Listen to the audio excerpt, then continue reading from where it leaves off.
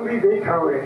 बोले बहुत दूर निकल गए हो, लेकिन इतने सुकुमार ये सब बता रहे हैं तो कहाँ इतनी दूर गए होंगे, कितना चल पाते होंगे। चल किसी न किसी बगीचे में तो मिल जाएंगे।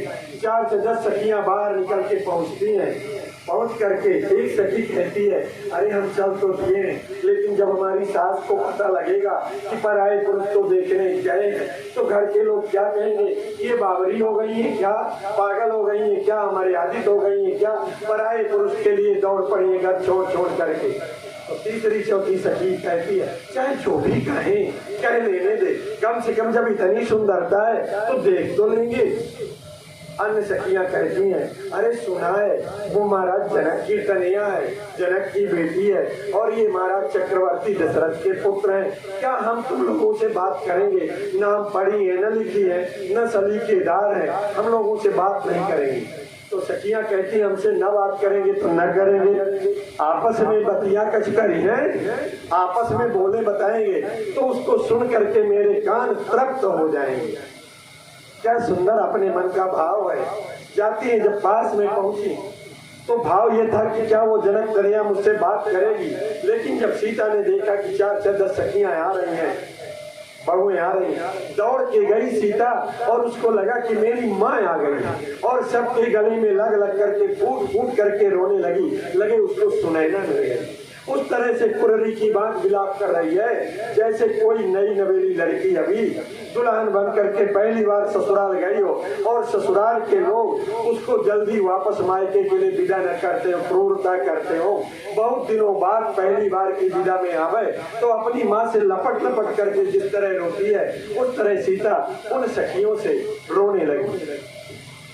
अरे हम तो कह रहे थे कि हमसे ये बात नहीं करेंगे, हमसे बोलेंगे नहीं, ये तो मुझको मेरी बेटी जैसी मिल गई है। थोड़ी देर बाद चर्चा हुई। सीता ने कहा, तुम लोग रोज आना, कुछ हमको सिखाना। ब्रह्मा ने ऐसा बाण मारा है, अभी हम संसार का कुछ नियम धर्म नहीं जानती। आई थी ससुराल तो 4 दिन में ही ऐसा चकोरा लगा कि वन में आ गई, तो तुम मुझे कुछ संसार चलाना सिखा दो। कैसे देवर के साथ व्यवहार किया जाता है, कैसे पति के साथ व्यवहार किया जाता है, कैसे सास ससुर के साथ व्यवहार किया जाता है, कैसे परिवार के साथ व्यवहार किया जाता है, कुछ तुम मुझको सिखा देना। मैं यहाँ डेरा डाल लूंगी इनसे कह करके, और कुछ जो मुझसे बनता है तुम्हें मैं सिखा दूंगा। तो यहाँ के लोग कुछ सीता के सिखाए हुए भी। ना मैं व्यंग नहीं कर रहा हूँ, आप मत मुस्कुराइए। यहाँ की जो माई दाई है ना, ये कुछ सीता की सिखाई हुई है। मैं बताऊंगा कि क्या सीखा इनने सीता से। ठीक जो नारियों का स्वभाव होता है, थोड़ी देर बाद रहाई न पड़ी इनसे और कहने लगी, अरे बता तो सही, ये जो दोनों कुमार हैं इनका तुम्हारा इनके साथ क्या रिश्ता है। थोड़ा व्यंग मुस्कान करती हैं, कहती हैं, इन दोनों के साथ में तुम भाग के तो नहीं आ गई हो, तुम्हारा इनसे कोई रिश्ता है क्या। बोले हाँ है। क्या रिश्ता है इनसे बता। कहा उस सखी को आई तुम्हारे, अरे कोटि मनोज लजावनियारे, करोड़ों कामदेव को लजा देने वाले इन दोनों में से सखी बता तो सही तेरे कौन है। कोटि मनोज लजावनियारे, काऊ सखी को आई तुम्हारे कौन है और इन दोनों से तुम्हारा क्या रिश्ता है। दोनों अर्थ इससे निकलता है अनगारी से। सीता ने पहले अपने देवर का परिचय दिया। देवर का परिचय जो दिया सुनिएगा, कोई हंसी मजाक नहीं कर रहा हूँ, जीवन के में उतारने की चर्चा कर रहा हूँ। माताओं सुनिएगा, इस तरह जीवन में व्यवहार करना। सीता ने कहा उन नारियों से, उन माई दाइयों से कहा, अरे सहज सुभाय सुभग तनु गोरे, सहज सुभाय सुभग तनु गोरे, नाम लखन लघु देवर मोरे। ओ लक्ष्मण ने सुना कि मेरी भौजाई मुझको सहज स्वभाव का कहती। मैं तो काला नाग हूँ, काला नाग शेष के अवतार है ना। थोड़ा सा भी कुछ पिंच हुआ कि मैं डस लेता हूँ, चाहे वो महाराज जनक ही क्यों ना हो, चाहे महाराज परशुराम ही क्यों ना हो। जो राम के विरोध में बोला मैं उसको तुरंत डस लेता हूँ। और उसको मेरी भौजाई कहती है, मेरा देवर बड़ा सहज स्वभाव का है। सुंदर वाणी बोलने का प्रभाव क्या हुआ मेरे मित्रों? लंका से सीता कभी वापस न आती अगर ये बात न बोली होती सीता कि मेरा देवर सहज स्वभाव का है। उस बात को सुनकर के लक्ष्मण ने अपने प्राणों की आहुति दे करके लंका से सीता को अयोध्या ले आया।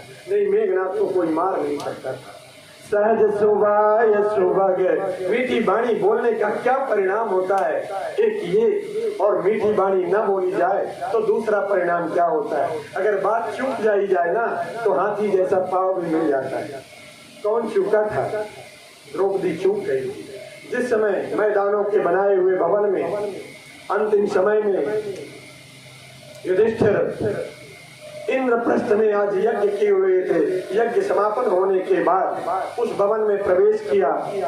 महाराज युधिष्ठिर ने कहा, भीम से कि भीम, दुर्योधन का तुम गाइड करो, क्योंकि ये बड़ा अहंकारी है, मानेगा नहीं। और ये भवन जो है बड़ा मायावी भवन है। जहाँ थल है वहाँ जल दिखता है, जहाँ जल भरा है वहाँ जमीन दिखाई पड़ती है, जहाँ दरवाजा दिखाई पड़ता है वहाँ दीवार है, जहाँ दीवार है वहाँ दरवाजा है, इसलिए मानेगा नहीं। इसलिए तुम इसके रास्ते का प्रबंध करो, रास्ता आगे आगे तुम दिखाना।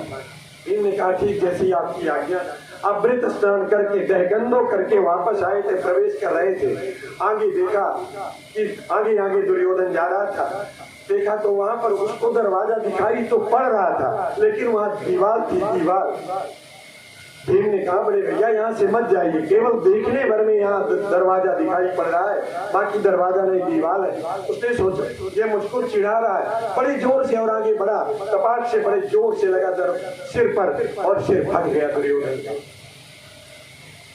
पट्टी बांधी गई, फिर आगे बढ़ते हैं। आगे बढ़ा तो देखा जमीन है, पर वहाँ इतना जल भरा था। भीम ने कहा, बड़े भैया यहाँ पानी भरा हुआ है, देखने में ऐसा लग रहा है कि थल है, जमीन है, पर वहाँ आगे पानी बहुत ज्यादा भरा हुआ है, मान जाइए मेरी बात। लेकिन नहीं माना दुर्योधन अहंकारवश। जैसे ही आगे बढ़ा, छपाक से पानी में गिरा।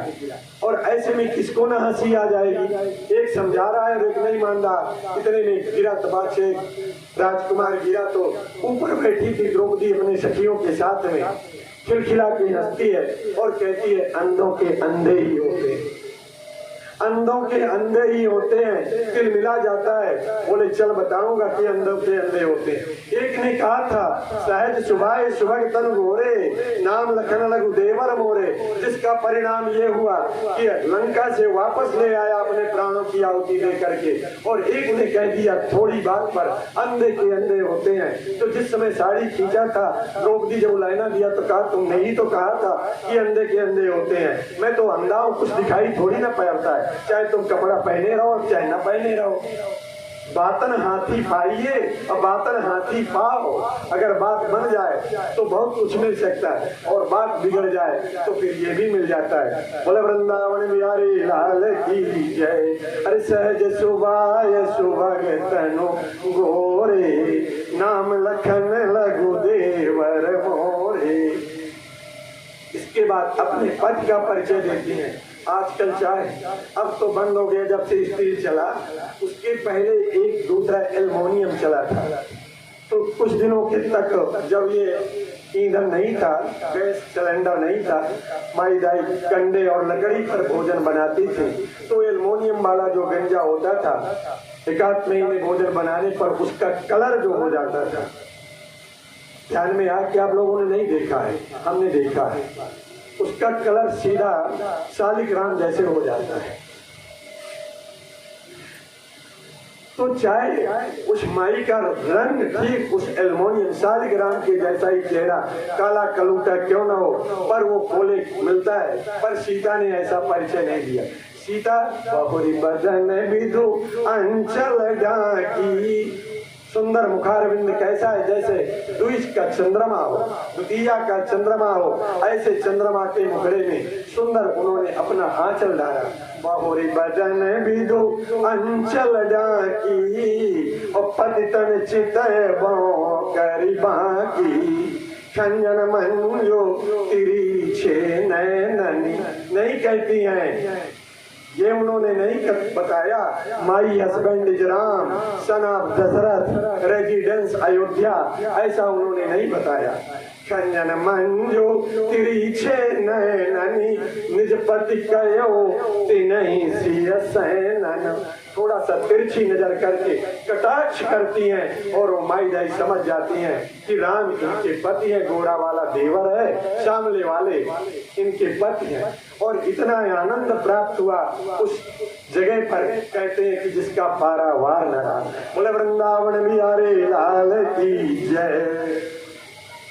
समुद्र मंथन के समय उस बाकी झांकी को देख करके राक्षस और देवताओं का भी मन मंत्र मुग्ध हुआ जा रहा है, उनकी ओर आकर्षित होता चला जा रहा है। जैसे ही भगवान ने मंथन किया, समुद्र के कीटाणु जो बड़े बड़े अजगर आज से मरते हैं, उससे हलाहल जहर निकला, विष निकला, और जैसे ही हलाहल निकला उसको देख करके त्रैलोकी भस्म होने लगा। भगवान के पास पहुंचते सब देवताओं ने, बंद हो गया थोड़ी देर के लिए समुद्र मंथन। बोले प्रभु रक्षा करो, नहीं तो सब भस्म हो जाएंगे, तो क्या फायदा होगा, समुद्र से रत्न निकालने का कौन लेगा जब हम बचेंगे ही नहीं। बोले हम तो अब समुद्र मंथन कर रहे हैं और हमारा काम नहीं है, अब हम तुम्हारी रक्षा नहीं कर सकते, तो उपाय बताओ कौन रक्षा करेगा। गुरु का काम है केवल उपाय बताना। भगवान विष्णु ने कहा भगवान शिव के पास जाओ, वही बचा सकते हैं। भगवान शंकर की शरण में लेते हैं और भगवान शंकर प्रसन्न होकर के देवताओं के ऊपर कहा क्या चाहते हो। बोले ये कालकूट त्रिलोकी को भस्म किए दे रहा है, हलाहल भस्म किए दे रहा है, देवादिदेव भूत बावन भगवान प्रभु आप इससे रक्षा करो।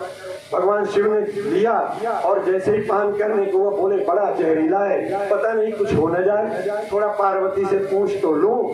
पार्वती से पूछा, पार्वती ने देखा, देखते ही आंखें लगा के फूट जाएंगी। बोले नाथ मत कीजिए, नहीं तो कुछ आपको हो जाएगा तो मैं कहाँ जाऊंगी, आपको अगर कदाचित कुछ हो गया तो मैं कहाँ जाऊंगी। भोलेनाथ ने कहा देवी वो बात तो सत्य है, पर अगर मैं नहीं पीता तो त्रिलोकी बस हुई जा रही है। एक एक कथा में कहीं मजाक नहीं करूंगा, कहीं भी कोई ऐसी कथा नहीं बोलूंगा, वेदवाणी बोलूंगा, वेदवाणी एक एक शब्द में। भगवान शिव ने कहा देवी बात तो तुम सत्य कहती हो, लेकिन त्रिलोकी बस हुई जा रही है, क्या करना चाहिए। पार्वती तुरंत ही अपनापन भूल गई। बोले नाथ अगर त्रिलोकी बच रही तो आप पान कर जाइए, परोपकार के समान नहीं, उपकार के समान कोई धर्म नहीं होता है। उपकार के परोपकार के समान पर पीड़ा सम नहीं अदमाई, और दूसरे का कल्याण करने के बराबर कोई दूसरा धर्म नहीं होता है। इसलिए नाथ पी जाइए, मेरे साथ जो होना होगा हो जाएगा। जब कोई इस त्याग भावना के साथ कोई कैसा भी कृत्य करता है, मेरे माई बाप वो हलाल भगवान शिव का आभूषण बन गया, शिव का आभूषण बन गया। जैसे उन्होंने पिया, सोचा अंदर जाएगा तो मेरे इष्ट देव को प्रताड़ित करेगा, गले में रोक दिया, जहर के प्रभाव से गला नीला पड़ गया। आज से भगवान शिव का एक नाम पड़ गया नीलकंठ। बोले नीलकंठ भगवान की जय। परोपकार से किया हुआ काम अगर जहर पिया जाए तो अमृत बनता है, अग्नि चंद्रमा बन जाता है, और अपने स्वार्थ के लिए किया जाए तो अमृत जहर बन जाता है। ठीक यही यहाँ पर परिणाम, यही कथा कह रही है। दूसरी बार पुनः मंथन शुरू हुआ जहर से बचने के बाद, तो उससे गाय निकली। गाय को ऋषियों ने कहा मुझे यज्ञ करने में गाय का घी, गाय का दूध, गाय के दही की आवश्यकता पड़ती है, गोमूत्र की पड़ती है, गोबर की पंचगव्य बनाने के लिए, पंचामृत बनाने के लिए, इसलिए गाय मैं लेता हूँ। ठीक गाय ऋषियों ने ले लिया। जब जहर का पान भगवान शंकर ने किया, गाय देवताओं ने ले लिया। इसके बाद उच्चई श्रवा निकला, ऐरावत निकला। ऐरावत जब निकला, उच्चई श्रवा को देवताओं ने ले लिया, ऐरावत को इंद्र ने लिया, उच्चई श्रवा को भी देवताओं ने ले लिया। राक्षस नाराज हो गए। बोले पहले शर्त ये हुई थी कि जो भी निकलेगा इससे उसमें बराबर बराबर का हिस्सा होगा, और तुम्ही लोग लिए जा रहे हो। कौस्तुभ निकली अपने आप भगवान के गले कंठ में जाके चिपक गई। चंद्रमा निकला भगवान शिव के मस्तक का आभूषण बन गया। देव असुर नाराज हो गए। इस बार ये हुआ कि जो अब निकलेगा मंथन पर वो उस पर अधिकार राक्षसों का होगा। जैसे ही भगवान ने मथानी को घुमाया उससे बारूणी निकल आई, मदिरा निकल आई। सुनिएगा, थोड़ा तेज आवाज में बोलता हूँ। ये मदिरा किसके पक्ष में जाती है? राक्षसों के पक्ष में। जो मदिरा को सेवन करता है वो राक्षस है, राक्षस, और इसके अलावा कुछ भी नहीं है। वो स्वर्ग का। बोले वृंदावन बिहारी लाल की जय। ठीक, असुरों को दे दी गई। तत्पश्चात अब इस बार निकलती है स्वयं लक्ष्मी। लक्ष्मी भी अपना रूप बदल करके और समुद्र से पैदा होती है। जहर की ये भी बहन है। जब निकली तो भगवान ने समुद्र मंथन करना बंद कर दिया। कहा, देवी बहुत दिन से तुम हमारे साथ रही हो, रहते रहते खूबी आ गई हो, चाहो तो किसी और को अपना पति चुन लो, तब तक मैं थोड़ा विश्राम कर लूं, थक गया हूँ। लक्ष्मी ने भी सोचा, देखो क्या यही वर है, कोई और का वर्ण करूं। पर उन्होंने संकल्प किया कि जो मुझको न चाहेगा उसे मैं जयमाला पहनाऊंगी। और लक्ष्मी समझ गए मेरी बात को, जो मुझे न चाहेगा उसको मैं वर्ण करूं। और जयमाला लेके चल दी। दुर्वासा ऋषि मिले, बोले हैं तो बहुत अच्छे वर्ण करने योग्य हैं पर बड़े क्रोधी हैं। भगवान शिव मिले, बहुत अच्छे हैं पर ये दिगंबर रहते हैं। जो कुछ मिला, जो भी मिलता जाए, सब में अच्छाई तो दिखे उनको, पर कोई न कोई दुर्गुण भी दिख जाए जिससे वो वर्ण नहीं कर रही थी। अंतोगत्वा घूमते घूमते घूमते जिसके सामने से भी निकले वही जीव लपलपावे। भला बताइए, कौन लक्ष्मी को नहीं चाहता? कौन लक्ष्मी को नहीं चाहता? हम सब लक्ष्मी के उपासका बैठे हैं, पर गहराई डीपली सोचिएगा, लक्ष्मी भगवान विष्णु की पत्नी है। पराये की पत्नी को कोई चाहे तो क्या मिलेगी? हाई हील की चप्पलें मिल सकती हैं, पराई पत्नी नहीं मिल सकती है। पर चाहता है आदमी उसी को। कोई विष्णु की आराधना नहीं करता, लक्ष्मी की आराधना सभी करता है। लक्ष्मी नारायण, लक्ष्मी नारायण, मेरे घर लक्ष्मी आ जाए, मेरे लक्ष्मी आ जाए। अरे विष्णु को पटा लीजिए, लक्ष्मी जबरदस्ती दौड़ के आएगी, दरवाजा बंद करेंगे तो धक्का मार करके घुसाएगी, पैर तोड़ के बैठ जाएगी, क्योंकि उसका मनुष्य बैठा हुआ है, उसका पति बैठा हुआ है, इसलिए वही रहेगी जहाँ उसका पति बैठा है। पर हम विष्णु को नहीं बैठे। माया को सब कोई भजे, माया को सब कोई भजे, माधव भजे न कोई। अजो कदापि माधव भजे तो माया चेरी होए। अगर विष्णु को पटा लिया जाए तो लक्ष्मी जी अपने आप पट जाएंगी, भगाने पर भी नहीं जाएंगी। अब आकर के देखा, समुद्र के किनारे एक व्यक्ति अपना पीताम्बर ओढ़े पड़ा है। लक्ष्मी जी ने सोचा, त्रैलोक में भ्रमण किया जयमाला लिए, लेकिन कोई ऐसा न मिला जो मुझको न चाहता रहा। और मेरा संकल्प था, जो मुझको न चाहेगा उसको वर्ण करूंगी। और ये कैसा पुरुष है कि मैं इसके सामने जयमाला लिए खड़ी हूँ और ये मेरी ओर देख भी नहीं रहा है। और जैसे पीताम्बर हटाया, पीताम्बर ओढ़े सोने का स्वान किए हुए थे, पीताम्बर हटाया तो बोले, प्रभु तुम्हारे अलावा हमारे कर्म में और कोई नहीं दिखा है, तुम ही बदे हो। और उन्हीं को जयमाला पहना दी। लक्ष्मी भगवान विष्णु को वर्ण करती हैं। तत्पश्चात स्वयं धन्वंतरी सोने के कलश पर लेकर अमृत प्रकट होता है समुद्र से, जिसको देख करके सबसे पहले राक्षसों ने आक्रमण कर दिया, धन्वंतर से सोने का कलश लेके भागे। यहाँ कथा एक संकेत देती है हमको, आपको, कि जो पराये के धन को, खासकर अपने छोटे भाई के धन को अपहरण करना चाहता है वो कभी सुखी नहीं रह सकता, और उस धन का वो उपभोग और उपयोग भी नहीं कर सकता। इसका प्रमाण है ये समुद्र मंथन की कथा। छोटे भाई है देवता और बड़े भाई है राक्षस। राक्षस टूट पड़े और सोने के कलश को ले भागे, पी नहीं पाए, लेके भागे तो पीछे से कुछ और ने राक्षस पीछा कर दिए। बोले पहले मैं पीऊंगा, वो कहे पहले मैं पीऊंगा, पहले मैं पीऊंगा, पहले मैं पीऊंगा। इसी में झगड़ा होने लगा। झगड़ा होते होते तब तक प्रयागराज पहुंचे और वहाँ कुछ अमृत छलक गया। कुछ अमृत छलक गया। 12 वर्ष में वहाँ एक कुंभ पड़ता है और हमारे मामा जी यहाँ से साइकिल में यूं करते हुए लेफ्ट राइट और पहुँच जाते हैं और सोचते गंगा में स्नान करेंगे। तो अमृत स्नान होगा। 12 वर्ष में कुंभ पड़ता है। दूसरे राक्षसों ने छीन लिया तो अन्य राक्षस पीछा किए, भाग के खड़े हुए और पहुंच गए हरिद्वार। वहां भी कुछ वो जल गिर गया, कुछ अमृत गिर गया, अमृत टपक गया। वहां भी 12 वर्ष में कुंभ लगता है और वहां भी ये साइकिल से पहुंच जाते हैं। हमारे हिंदू समाज की ये मान्यता है कि जो इस कुंभ में स्नान करेगा वो अमृत स्नान कहलाता है। वहां से तीसरे राक्षसों ने लेकर के भागा अमृत कलश को और पहुंच गए क्षिप्रा में। उज्जैनी नगरी के पास पहुंच गए, वहां भी कुछ वो अमृत गिर गया। आज भी हमारे हिंदू संप्रदाय के लोग जाते हैं। 12 वर्ष में यहाँ भी कुंभ पड़ता है। हर इन चारों जगहों में कुछ जाकर के नासिक में गोदावरी में गिरा, वहाँ भी 12 वर्ष में कुंभ पड़ता है। वहाँ भी हमारा हिंदू समाज जाकर के स्नान करता है, अमृत स्नान मानता है। इस तरह 12-12 वर्ष में आज कलयुग में भी कुंभ पड़ता है। उसी कुंभ की मान्यता है जो समुद्र से प्रकट हुआ था अमृत कलश।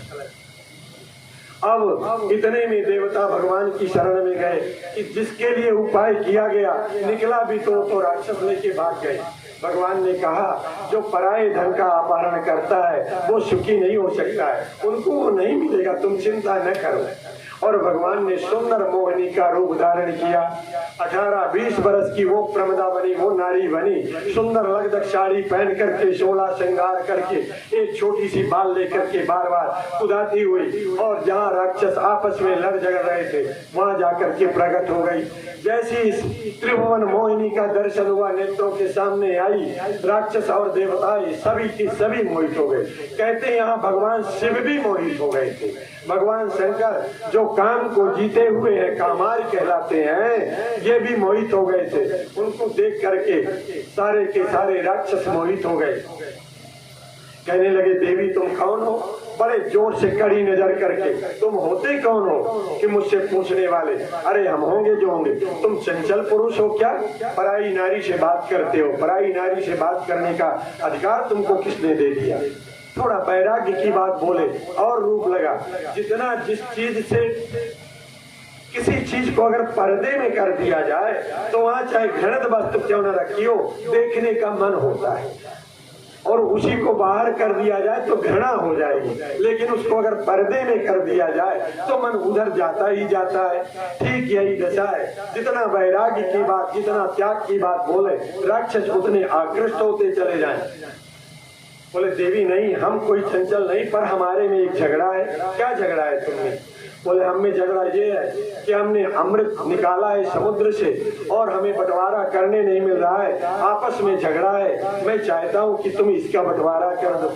अरे कैसे मूर्ख हो? किसी मूर्ख पिता की संतान हो क्या? पराई नारी का विश्वास नहीं करना चाहिए, और वो भी जिसका तुम्हारा कोई परिचय नहीं है उसका विश्वास करते हो। अपनी भी नारी को अगर कोई बात छिपानी हो ना तो दुनिया में चाहे बता दीजिए, लेकिन पत्नी को मत बताइए, नहीं तो सवेरा होते होते पूरे संसार में बात फैल जाएगी। इनके पेट में कोई बात पचती नहीं। और जिसको आप कह दो कि इसको किसी को मत बताना ना, तो बस 2 मिनट में पड़ोसी को जाके बता आएगी। बोले वृंदावन बिहारी लाल की जय। ठीक इस तरह से कैसे हो? बोले मुझे तुम्हारे ऊपर पूरा भरोसा है, तुम जैसा चाहो बंटवारा कर दो। अमृत का कलश ले लिया मोहिनी रूप धारण करने वाले उस भगवान विष्णु ने, और बोले अब अगर तुम मुझको ये कलश दे दिए हो तो जैसा मैं बांटूंगी वैसा तुमको स्वीकार करना पड़ेगा। बोले हाँ देवी, तुम जैसा चाहो बांट दो। एक तरफ देवताओं की लाइन बैठाया, पंक्ति लगाई, एक तरफ असुरों। जब असुरों की तरफ जाए तो अमृत का कलश वैसे भी आधा गिर चुका था।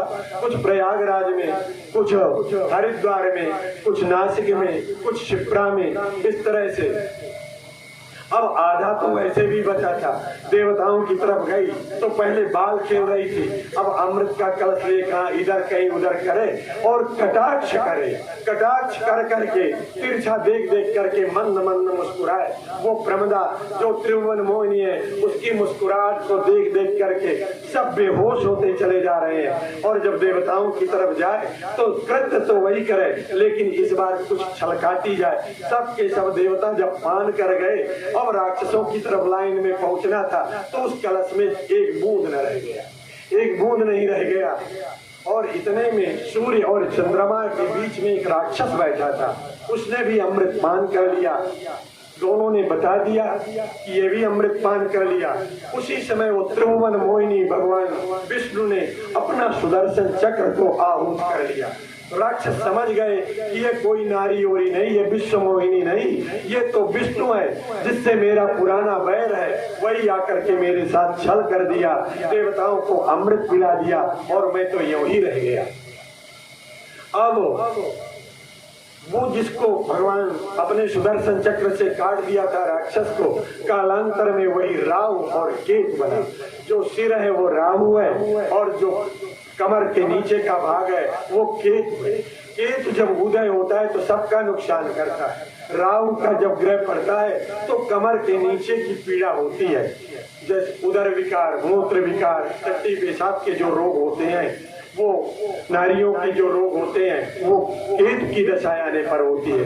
राहु केवल सूर्य चंद्रमा को प्रभावित करता है। अमावस्या के दिन सूर्य को और पूर्णिमा के दिन चंद्रमा को आज भी डसता है, जिसे हम सूर्य ग्रहण और चंद्र ग्रहण कहते हैं। जिन्होंने बताया था उसका ये बदला लेते हैं।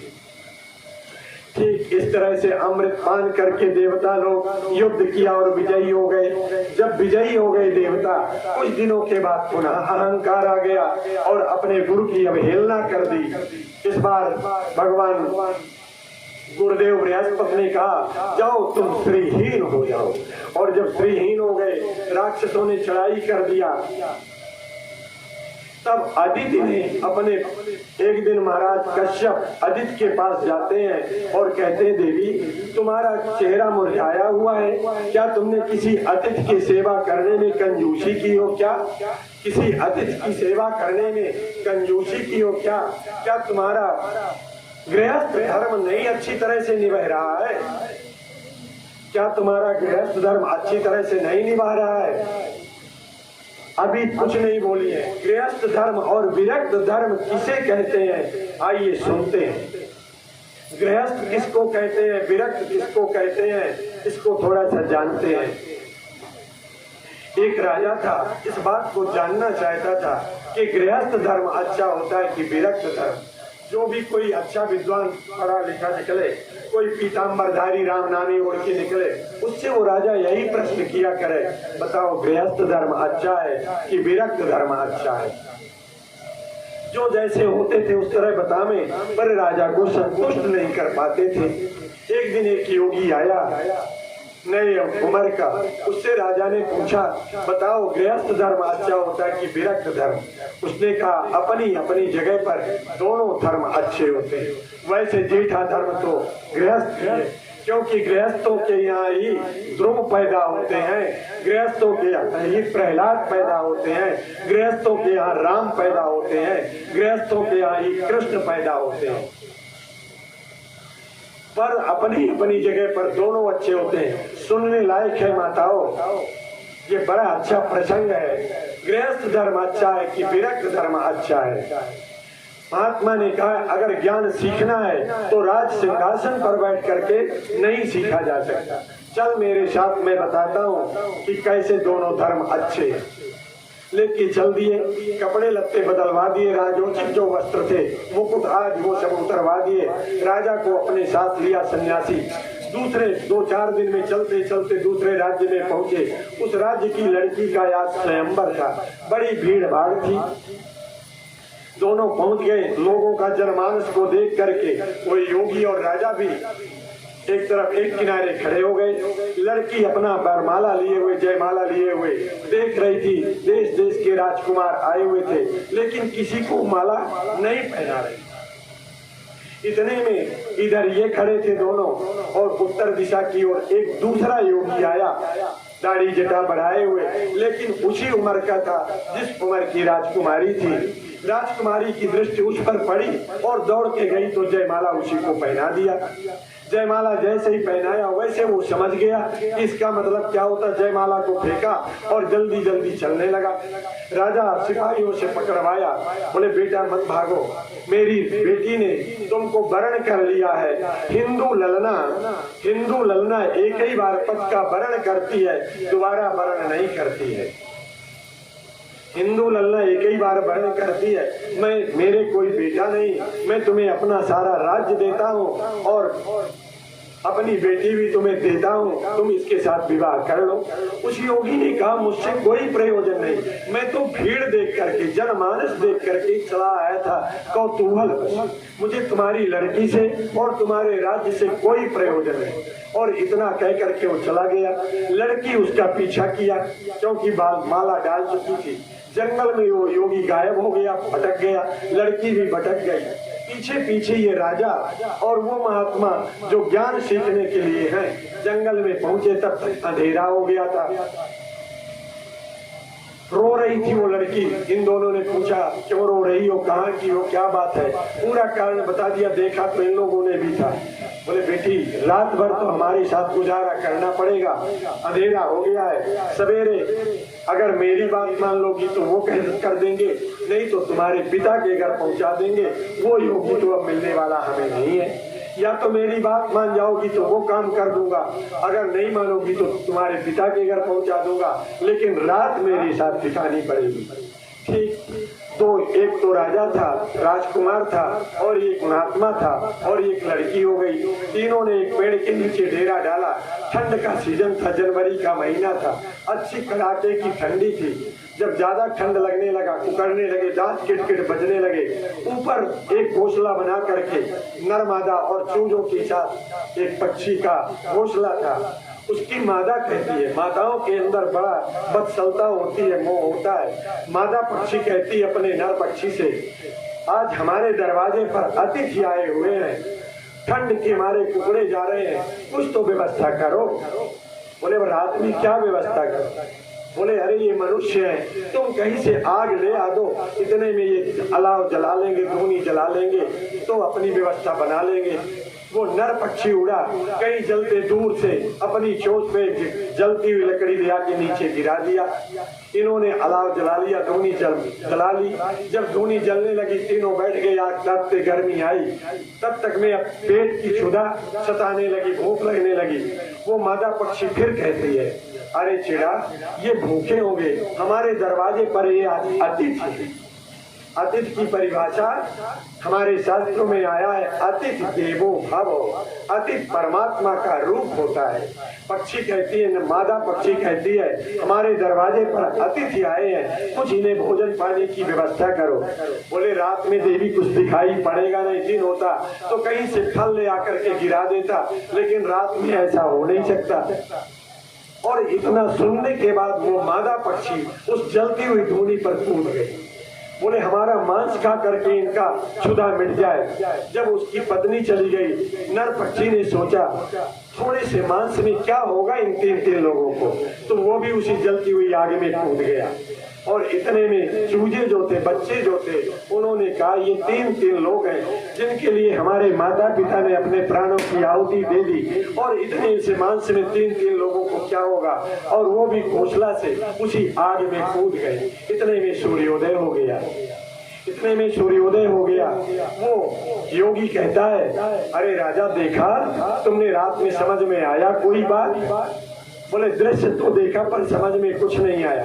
बोले अगर वैरागी होना है, वानप्रस्थ लेना है, वैराग्य लेना है, तो उस योगी की भांति जिसको एक राजकुमारी मिल रही थी और राज वैभव मिल रहा था, उसको लात मार करके जंगल में चला जाए, वो विरक्त आश्रम अच्छा है, वो विरक्त अच्छा है। और अपने गृहस्थी पर, दाम्पत्य जीवन के गृहस्थी पर कोई अतिथि आ जाए तो जो भी अपने पास है उतने में संतुष्ट हो जाए, नहीं अपने प्राणों की बलि दे करके भी उसे संतुष्ट करना, ये गृहस्थ का धर्म होता है। अगर ऐसा न किया तो न वो विरक्त अच्छा है, न वो गृहस्थ अच्छा है, बस अपना समय काट रहा है।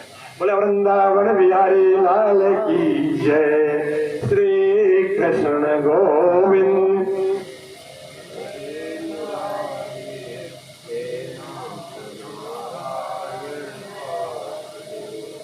कृष्णाय वासुदेवाय हरये परमात्मने प्रणतक्लेशनाशाय गोविंदाय नमो नमः। महाराज कश्यप जाते हैं, अदिति से कहते हैं देवी क्या तुमसे अतिथि के आने का सत्कार नहीं हो पाया? तुम्हारा चेहरा मुरझाया हुआ क्यों है? अदिति ने कहा अपने पतिदेव से कि मुझे जितने गृहस्थ धर्म के न्यायोचित उचित धर्म है वो मैं सब पालन करती हूँ, कोई कमी नहीं है। फिर तुम्हारा मुखमंडल क्यों मुरझाया हुआ है देवी?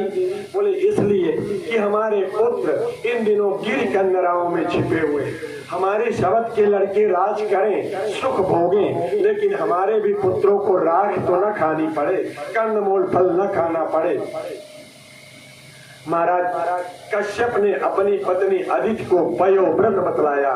ये फाल्गुन मास में कृष्ण पक्ष में 12 दिन का व्रत है जिसमें केवल दूध का आहार लेके किया जाता है। जिन माताओं को पुत्र नहीं होता उनमें आज भी अच्छे अच्छे ज्योतिषी इस पयोव्रत को बतला करके और गोपाल संतान का एक 1.25 लक्ष का जाप करके बड़े बड़े जिन हमने यहाँ तक देखा है जिनको कभी आज 40 बरस की अवस्था हो गई है और इतने दिनों तक अभी उनका पीरियड नहीं हुआ है, ऐसा करने पर उनके पुत्र पैदा हुए हैं, उनके पुत्र पैदा हुए हैं। और ये शैलेंद्र जी जानते हैं जहाँ स्वामी जी पहले रुकते थे बॉम्बे में जुहू में, उनका भी शैलेंद्र नाम है टोपी वाले के यहाँ, टोपी वाली पत्नी की यही दशा थी, एक चाटा में सब काम हो गया था।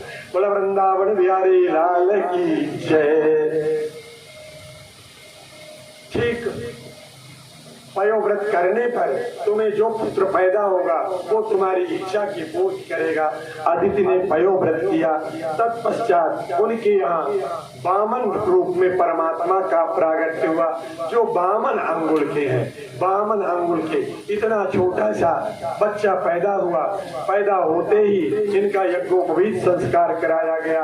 ब्रह्मा ने कमंडल दिया, सरस्वती ने इनको भिक्षा पात्र दिया, लक्ष्मी ने भिक्षा दिया, महाराज बृहस्पति ने जनेऊ दिया, किसी ने मूज दिया, किसी ने मेखला दिया और इस तरह इंद्र ने छत्र दिया, लेकर के चल देते हैं। राजा वल किया, राजा वल यज्ञ कर रहे थे, 99 यज्ञ पूरी हो चुकी थी।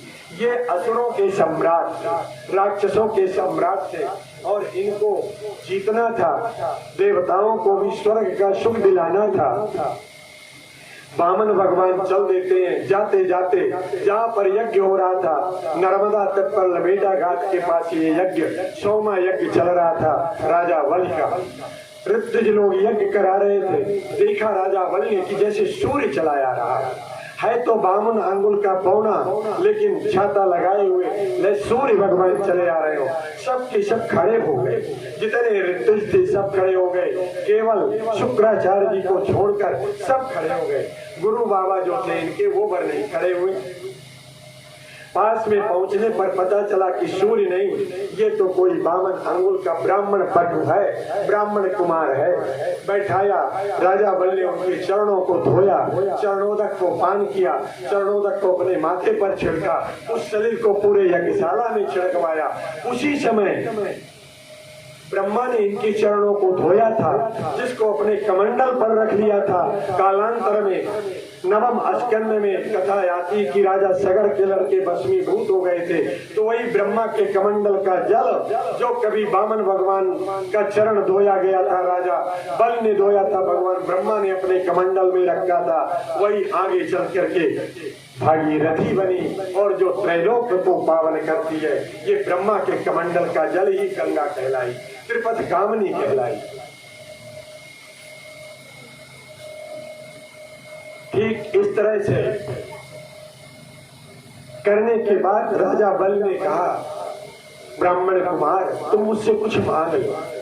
वो बटु कहता है जब अच्छी अवस्था में अधिकतम 8 वर्ष या 12 वर्ष की अवस्था में ब्राह्मण कुमार का यज्ञोपवीत संस्कार होता है और वास्तव में उसे जब बटुक बनाते हैं आचार्य लोग, उसकी सुंदरता को क्या कहें, कितना सुंदर होता है। उसी तरह के बामन भगवान बटुक बने हुए हैं, बटु बन करके गए। हमारे ब्राह्मण कुल में वो आज भी होता है कि जैसे बरुआ हो जाता है 5 घरों में भीख मंगवाई जाती है कि अगर कुछ करते बने ना तो 5 घरों में भीख मांग करके भी अपनी जीविका चलाई जा सकती है। ये ब्राह्मण कुमार जब पहुंचे, राजा बल ने कहा ब्राह्मण कुमार कुछ मुझसे तुम मांग लो। ये भक्त कहते हैं राजन मैं मांगता नहीं हूँ, मेरा नियम है कि मैं मांगता नहीं। राजा बलि ने कहा कि मेरे यज्ञशाला में जो आ जाए उसे मैं कुछ दिए बिना नहीं रह सकता, मेरा भी ये प्रण है। एक का प्रण है कि बिना दिए नहीं रहूंगा, और एक का प्रण है कि मुझे मांगना नहीं है। नहीं तुम मुझसे कुछ मांग लो, कुछ तो मांग लो, जीविका मांग लो, ब्राह्मण के लड़के हो, चाहो तो अपने लिए दुल्हन मांग लो, तुम्हारे कुल खानदान की किसी कन्या से तुम्हारा विवाह कर दूंगा। उस भट्ट ने कहा राजन विवाह करा दोगे तो उसको रखने के लिए मर्यादा युक्त भवन चाहिए। बोले इस तरह का मकान बनवा दूंगा कि कभी जर्जर नहीं होगा। बोले फिर कुछ खाने पीने की तो जरूरत होगी। बोले हाँ वो भी भर दूंगा, कभी जीवन में दूसरे घर में तुम्हें मांगने नहीं जाना पड़ेगा, इतना बड़ा दानी इतना दान करूंगा। बोले फिर लड़के बच्चे हो जाएंगे। बोले हाँ वो तो होंगे, जब विवाह हो जाएगा तो वो भी होंगे। बोले तो उनके लिए भी व्यवस्था कर दूंगा, उनके लिए भी सब कुछ रहेगा। फिर बोले वो जर्जर होकर के मरेंगे तो रोना पड़ेगा। बोले हाँ वो तो होगा, तो क्या तुम रोओगे? बोले मैं रोऊंगा नहीं, रोना तो तुम्ही को पड़ेगा। बोले तो फिर राजा मुझको ऐसी भीख नहीं मांगना जिसमें अंत में रोना पड़े, जिसमें अंत में रोना पड़े, ऐसी भीख मुझको नहीं मांगना। रोज भी हमारे भाई साहब शैलेंद्र जी एक गीत लगाते हैं, राजन महाराज गाते हैं सवरी का जब विवाह होना था तो उसके 2-4 दिन पहले उसको देखने आने वाले थे। कभी इसके बालों में कंघी लगाई नहीं गई थी, तो आज कंघी लगाई गई तो बड़ा दर्द हो रहा था, जटा बन गए थे बालों के। उसने पूछा माँ से ये क्या कर रही हो? बोले तुम्हारे बाल सुंदर कर रहे हो। काहे सुंदर कर रही हो? बोले तुमको देखने आने वाले हैं। अगर देखने आने वाले तो क्या होगा? बोले पसंद कर लिए तो अपने लड़के के साथ विवाह कर लेंगे। फिर क्या होगा माँ? बोले तुम फिर ससुराल चली जाओगी, हमारा तुमसे नाता टूट जाएगा, ससुराल वालों की हो जाओगी। फिर क्या होगा? बोले फिर क्या पूछती है? फिर बाल बच्चे पैदा होंगे। बोले फिर क्या होगा? बोले फिर अपने बाल बच्चों का लालन पालन करेगी, जो सब माताएं करती हो तुम भी करोगी। फिर क्या होगा? बार बार पूछती फिर क्या होगा, फिर क्या होगा? फिर जर्जर हो जाओगी, बुढ़िया हो जाओगी। फिर क्या होगा माँ? बोले फिर जैसा संसार का नियम है ब्रह्मा का, बूढ़ी होने के बाद मर जाओगी। तो बोले छोड़ माँ, मैं मांग ना कराऊंगी। अरे इस सुंदरता से मृत्यु के काल के गाल में जाना हो तो मुझे सुंदर नहीं बनना। और वो छोड़ करके चली गई थी मतंग ऋषि के यहाँ, और भगवान को अयोध्या से ऐसी तपस्या की, ऐसा प्रेम फैलाया, प्रेम का जाल लगाया कि भगवान बन नहीं गए थे। छक मार करके अयोध्या से नाक के बल रगड़ते हुए और सबरी का कल्याण करने के लिए गए थे। सबरी का कल्याण करने के लिए गए थे। जब परम प्रेम उमड़ता है ना तो अयोध्या से पैदल चल करके सबरी के आश्रम में जाना पड़ता है। बोला वृंदावन बिहारी लाल की जय। ठीक इसी तरह से महाराज वामन कहते हैं कि मुझे ऐसा भीख नहीं मांगना राजन कि जिसमें मरना पड़े, रोना पड़े, ऐसी भीख नहीं मांगना। बोले महाराज कुछ तो मांग लो, मेरा नियम है, मेरा यज्ञ न भंग करो। वामन ने कहा अगर तुमको मानना ही नहीं है तो मेरा भी धर्म रह जाए और तुम्हारा भी धर्म रह जाए तो मैं मांगे लेता हूँ। अच्छा। बोले बड़े प्रसन्न हुए राजा बलि कि मांगेंगे। उन्होंने कहा कि मुझे मेरे बैठने भर के लिए 3 पग धरती दे। राजा बलि से बटुक वामन भगवान मांगते हैं कि मुझे मेरे पग में 3 पग धरती दे। बोले वाह वामन भगवान, वाले ब्राह्मण कुमार मांगे भी तो क्या मांगे, वैसे भी तुम्हारे पग नाखून के बराबर हैं और उसमें तुम 3 पग धरती मांग रहे। अरे कुछ ऐसा मांगो, मैं उस तरह का दानी हूँ कि जिसके दरवाजे पर आकर के कोई दान लेता है फिर उसे दूसरे दरवाजे पर दान लेने की जरूरत नहीं रह जाती है। मैं वो राजा बलि हूँ। वामन भगवान कहते हैं कि तुम अपना सर्वस्व दे दो और मेरे मन में तृप्ति न आवे तो फिर भी इच्छा रह जाए। ये चाहे ना कि कभी पूर्ति नहीं कोई कर सकता। किसी के पास धन न हो और उसे रुपया मिल जाए तो वो 100 रुपए चाहता है, 100 रुपए मिल जाए तो करोड़ रुपए चाहता है, करोड़ रुपए बन जाए तो सभापति बनना चाहता है, फिर वो MLA बनना चाहता है, फिर वो सांसद बनना चाहता है, फिर मुख्यमंत्री बनना चाहता है, फिर प्राइम मिनिस्टर बनना चाहता है, फिर इंद्र बनना चाहता है। अगर कदाचित इंद्र बन जाए तो चाहता है मैं भगवान विष्णु बन जाऊं। आज तक सब बात का अंत मिला पर आशा का अंत न मिला, आशा का अंत न मिला। इसलिए मुझे नहीं मांगना इससे ज्यादा। मैं 3 पग धरती में ही संतुष्ट हूँ। पूछा राजा भाई ने कि 3 पग धरती क्यों मांग रहे हो? बोले आज जब मैं तुम्हारे इस यज्ञशाला की ओर आ रहा था तो एक जगह बैठ करके अपना संध्या कर रहा था, माला गौमुखी में हाथ डाल करके, जैसे आचार्य जी महाराज ओम नमो भगवते वासुदेवाय, ओम नमो भगवते वासुदेवाय, ओम नमो भगवते वासुदेव का जप कर रहे हैं। ऐसे में जप कर रहा था कि उस जमीन का मालिक आया।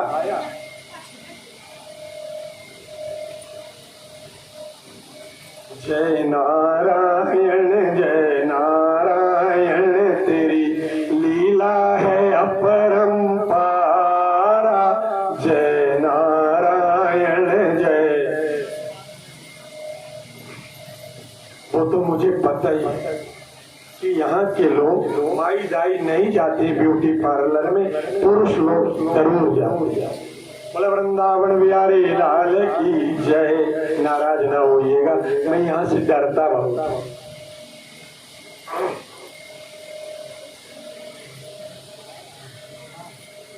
एक व्यक्ति ने उधर देख रहा है, कौन आए हैं और वो क्या क्या चर्चा कर रहे हैं यही देख रहे हैं। बोले वृंदावन बिहारी लाल की। एक जगह कथा हो रही थी तो जहाँ भगवान के नाम का जयकारा होता है, भगवान के गुणों का गायन किया जाता है, वहाँ पाप नहीं रहता, वहाँ पाप नहीं रहता है। तो पाप रहेगा तो वो भी ब्रह्मा का बुझाया हुआ है। अगर पुण्य भगवान ब्रह्मा का बनाया है तो पाप भी ब्रह्मा का बनाया हुआ है। तो ब्रह्मा के पास पहुंचा। अब अतर्रा में अमुक जगह शैलेंद्र के आंगन में तुम्हारी कथा हो रही भगवान की, तो मुझे ठौर नहीं, मैं कहाँ जाऊं, कहाँ रहूं, मुझे भी तो रहना है, बताओ मैं कहाँ रहूं। तो ब्रह्मा ने कहा जब कथा वाचक भगवान के नाम का जयकारा लगावे और जो लोग जयकारा न बोले उनके